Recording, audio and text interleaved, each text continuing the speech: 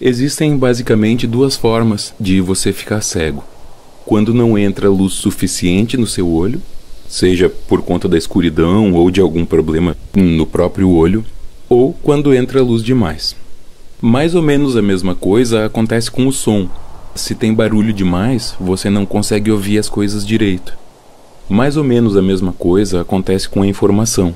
A gente se torna ignorante, portanto muito facilmente manipulável, quando a gente tem muito pouca informação ou quando a gente tem informação demais. Sobretudo informações falsas, informações de baixa qualidade e informações que a gente não consegue processar muito bem. É como se a informação fosse água. A gente não quer morrer de sede, mas ao mesmo tempo a gente não quer estar no meio de uma enchente. Durante muito tempo, o nosso grande problema foi a falta de acesso à informação. Tem alguns exemplos que são clássicos, como por exemplo o Index Librorum Prohibitorium, que era uma lista de livros proibidos, que foi criada pela Igreja no contexto da Inquisição. Não era uma lista de livros que você não deveria ler, era uma lista de livros proibidos. E eles não eram proibidos somente por motivos espirituais e religiosos, mas para manter a ordem social. E conforme o papel da Igreja se transforma, e ela deixa de ser aquela instituição que regula absolutamente tudo para se tornar uma entre muitas instituições importantes, o Index vai perdendo sua importância e mudando o seu sentido, até que em 1966 ele é extinto pela Igreja Católica. Nesse mesmo ano, aqui no Brasil, começava a se tratar da Lei de Imprensa. Essa lei foi criada pela ditadura para controlar as informações veiculadas pela imprensa do Brasil. Quem publicasse coisas que incomodassem o governo podia ser severamente punido. E além disso tinha uma coisa chamada censura prévia. Antes de se publicar qualquer coisa, os censores do governo precisavam aprovar essa publicação. No momento que a gente vive, a falta de acesso à informação não é o nosso maior problema. O problema é o excesso de informação ruim. Esse excesso é usado por muita gente muito poderosa para manipular a gente. E é muito difícil encontrar uma fórmula para não ser manipulado no meio disso tudo. É muito difícil que uma pessoa vá entender completamente o que está acontecendo no meio de tanta desinformação. É como o Belchior dizia, não me siga, eu também estou perdido. Ou como dizia Humberto Gessinger, ouça o que eu digo, não ouça ninguém. Se você está ouvindo isso, provavelmente é porque você, assim como eu, sabe que numa situação dessas não é vergonhoso, não é nenhum demérito pedir ajuda. A gente precisa da ajuda das outras pessoas para entender melhor o que está acontecendo. E é nessas horas que a gente precisa ter referências.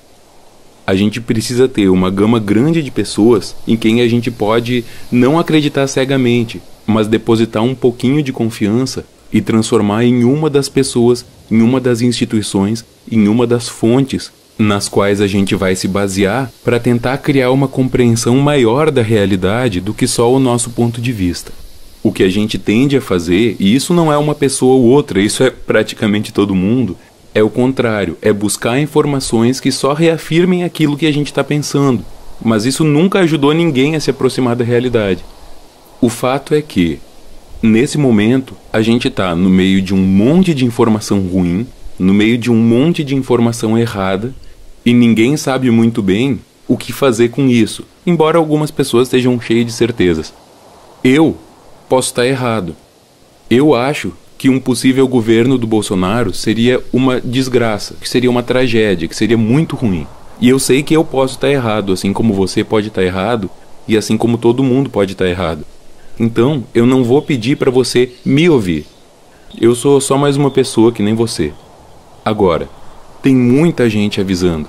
E muita gente que está fora desse círculo horrível de falta de informação ou de excesso de informação errada que a gente tem. Quando a gente vê pessoas de fora falando sobre a nossa situação, a nossa primeira reação pode ser: o que esse cara está falando do Brasil? O que essas pessoas aí sabem? Ou então ficar procurando desculpas para invalidar aquele ponto de vista. Mas o fato é, o nosso maior problema agora é o excesso de informação ruim. E essas pessoas têm informações diferentes das nossas e não tão mergulhadas no mesmo excesso de fake news que a gente está a respeito do nosso processo eleitoral. Então, eu não vou dizer para você me ouvir. Ouça o Papa, ouça a ONU, ouça os delegados da União Europeia, ouça o New York Times, ouça o Economist. A esquerda do mundo inteiro está avisando que é um problema. A direita do mundo inteiro está avisando que é um problema. Os anarquistas do mundo inteiro estão avisando que é um problema.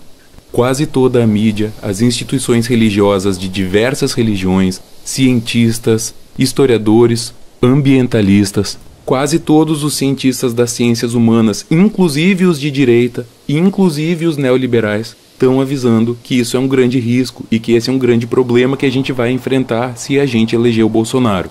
Então, eu vou reforçar. Não me siga, eu também estou perdido. Agora, eu estou aqui nesse excesso de luz que atinge os meus olhos, tentando tatear um caminho.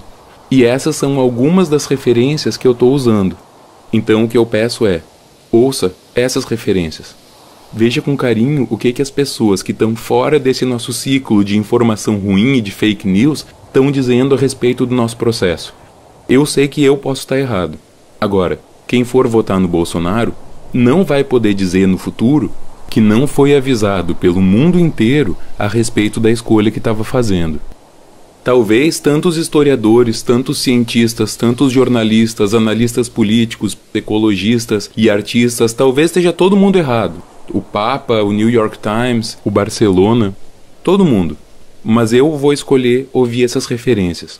Porque eu acho que de onde essas pessoas estão e com as coisas que essas pessoas sabem, elas podem ver coisas que eu não vejo. Eu escolho ouvir essas pessoas, nem que para isso eu tenha que pela primeira vez votar no PT.